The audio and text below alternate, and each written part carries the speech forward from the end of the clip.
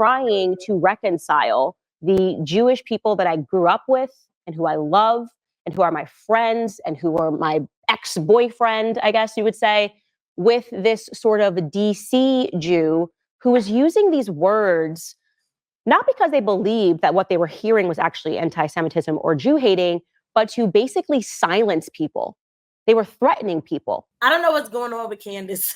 I really don't. But I have to document it because, you know, she's bringing up things that, golly, man, she has a way bigger platform than me.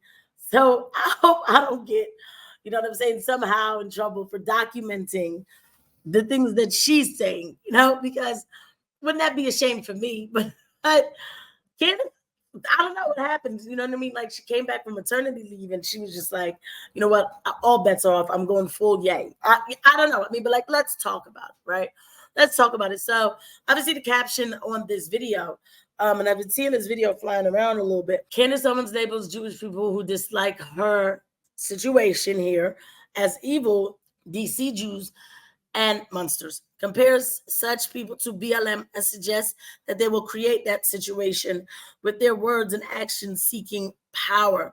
So Candace is really gonna, you know, it's just like, I don't know what is going on. And I feel like these are jabs at Ben Shapiro. I mean, I'm just gonna keep it real. I do. I think that she did not forget the whole thing about, you know, no, we're not going to fire Candace from my company. Because he was talking greasy when she left, when she was about to leave for maternity leave. I mean, he was talking pretty greasy. So threatening people.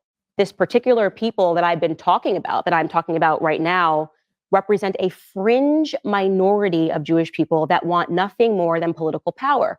It is just like Black Lives Matter. These people are ultimately Marxists, okay? So when Candace says that comment about it's just like Black Lives Matter, I'm going to take it even a step further. Listen, guys, okay? There's bad actors in every group of people.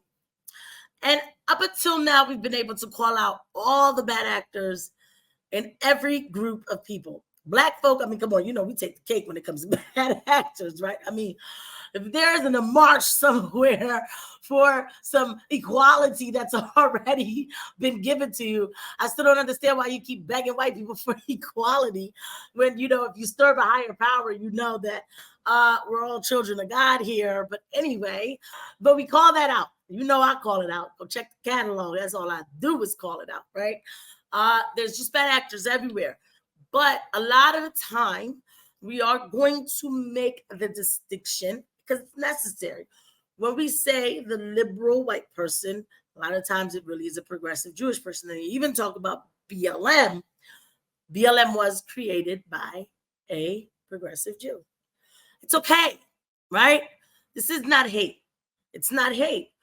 But Candace, because of her platform and possibly because of the position that she's in, you know, working with Ben Shapiro and everything that happened before she went on maternity leave, you know what I mean?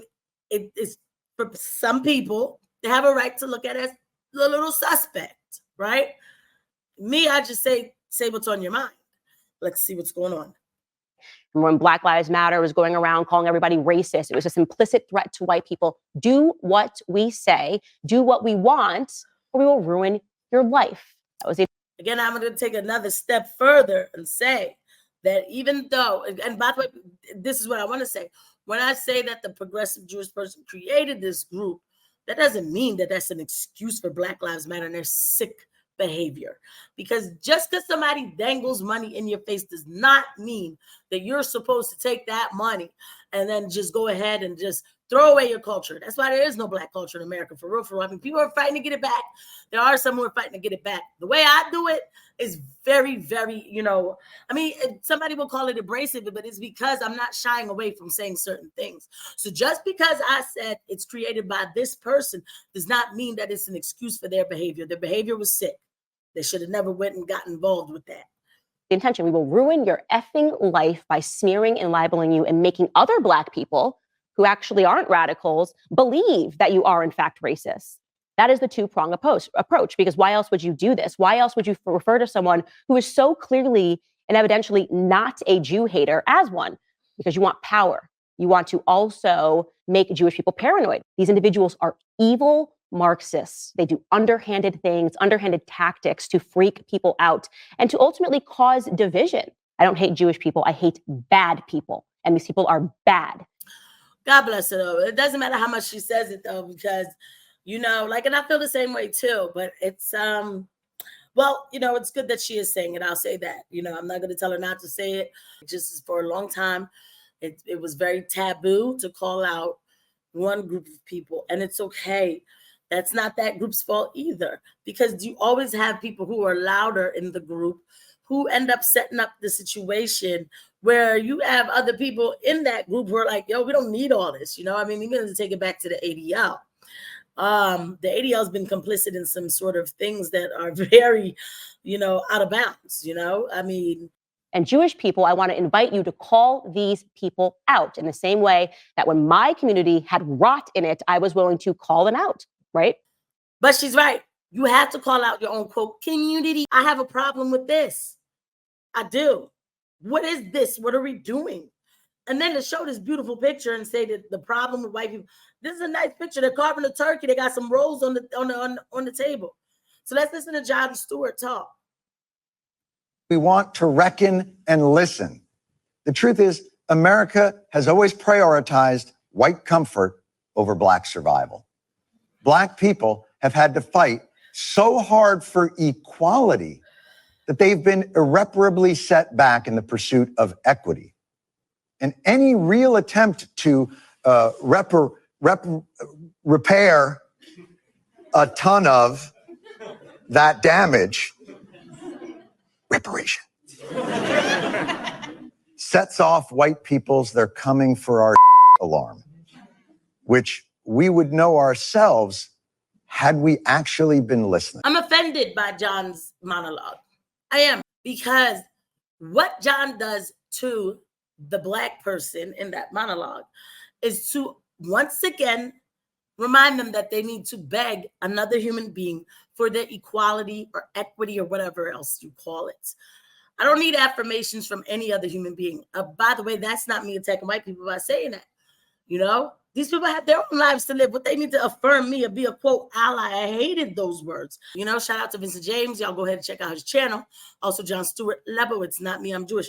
So, you know, here we go. The power and control that the Jews have collectively, because that's how we wield it. Sure. It's all unanimous decision. Correct. I'm not on all the committees, and but I don't know who ended Kanye's Adidas deal. That wasn't my committee. I'm on oil prices and bagel flavors. We don't even need to go any further, right? This is the person that Candace is talking about. God bless Jon Stewart. God bless everybody, right? I have no beef with anyone, you know, but this man, it's okay. Look, he's Jewish. Good for him. Mazel tov, right? But this is the same guy now who's making jokes. I don't know who took Kanye's sneakers. I'm on the bagel committee. You know, it's a little condescending to the patterns that people notice. Furthermore, he's the same guy who just told you, white person, that you need to be ready to do things, whatever it takes to make Black people feel comfortable, because everything is your fault because you're white. And let me tell you, there's a lot of Jewish people who are against this kind of talk. They don't like it. And it does need to be called out, because it's just not right, you know, because when the time is right, just like Michael Rappaport said, you know, underneath somebody's comments, I'm not white, I'm Jewish, you know, and look, there's people who do things like that. It's just the same way how, again, I call out Black folk again, who will say, you know, this is racist because I'm Black, you know, and you're telling me that there's a lot of Black crime now because I'm Black, I can't hear this, it's racist. That's not true. So you can't manipulate people based on your race, okay? Which one is it? So basically, I'm just getting down to this part of it. Like, we need to stop this division, period. We do. This whole thing about telling white people that they need to say sorry or whatever else, number one, it is very weak. That's number one. Nobody should ever expect an I'm sorry. Like, what is this, man? Do y'all believe in God or not? Like, what is this world? where we're telling people that they need to pay for all kinds of sins that we don't even know. It's just too much, okay? And then number two, we can't hide behind the veil of our appearance and call ourselves one thing when it's convenient and another thing when we want to get out of trouble. I'll see you guys in the next video. Bye.